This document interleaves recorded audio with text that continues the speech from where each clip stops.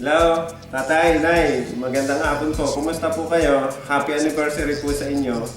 Ah, And happy anniversary ho, Tay, Nay. Pasensya na ho, hindi kami makakarating ngayon.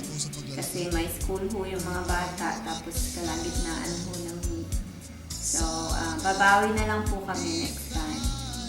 pero kahit po gano'n na hindi kami nakauwi, ay gusto namin iparamdam sa inyo na nandyan din kami. Kaya marami kaming inihanda na mga videos ng mga bata. Sana po magustuhan nyo. At kahit naman po yung mga bata talagang nagpumilit na magsalita ng Tagalog kahit Pilipit. Eh, sana naintindihan nyo. Talagang ikinalulungkot ko naman po na hindi po kami nakauwi. Ay masayang masaya rin po kami kasi nakaabot po kayo sa ganyang 50th wedding anniversary. At talagang isa po kong napakahalagang araw sa pagsasama ng mag-asawa na katulad po ninyo. May pagmamalaki po namin kayo, talagang utang po namin sa inyo kung saan po kami ni Cecil naroon ngayon ay hindi po kami makakarating dito kung hindi po dahil sa tulong po ninyo bilang mga magulang namin. Sa pagtulong po ninyo sa amin, pagpapalaki, pagpapaaral, alam, mahirap po ang buhay talaga po noon. Ay, talagang iginapang niyo po kami para po makatapos sa kurso na napili po namin gawin sa aming pong buhay.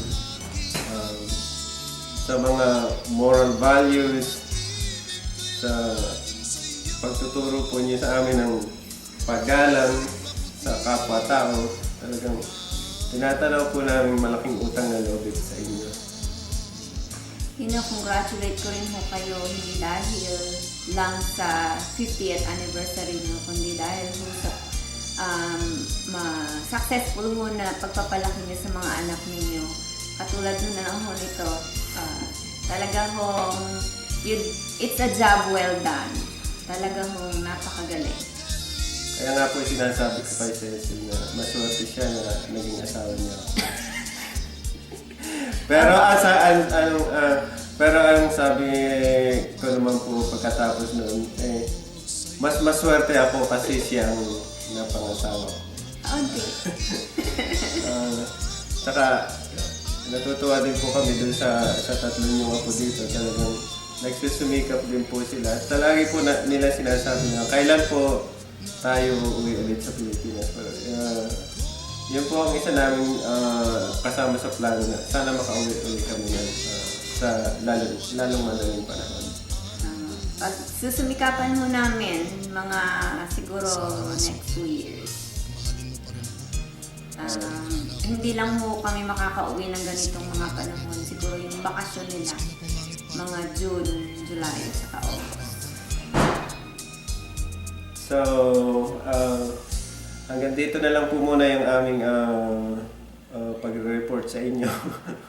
At marami po kaming inihanda ng mga videos sa ng mga bata. Siguro halos mga kulang-kulang din 1 oras yung videos na yun. Sana mag-enjoy kayo sa pagpapanood sa panonood niyan. At sa mga kapatid ko, kumusta na kayo? Mga pinsan, mga tiyahin, tiyuhin, mga kababaryo, at mga kaibigan na naging bisita ng tatay. Maraming salamat po sa inyong pagdalo. Talaga pong natutuwa po ang tatay na palaging maraming tao dito sa kanyang paligid. Kasi alam niyo naman po ang kondisyon ng tatay. So, maraming salamat po. At hanggang dito na lang po sa huli natin pagkikita. Maraming salamat po. Happy anniversary po ulit. Miss ho namin kayong lahat dyan. Okay, bye-bye.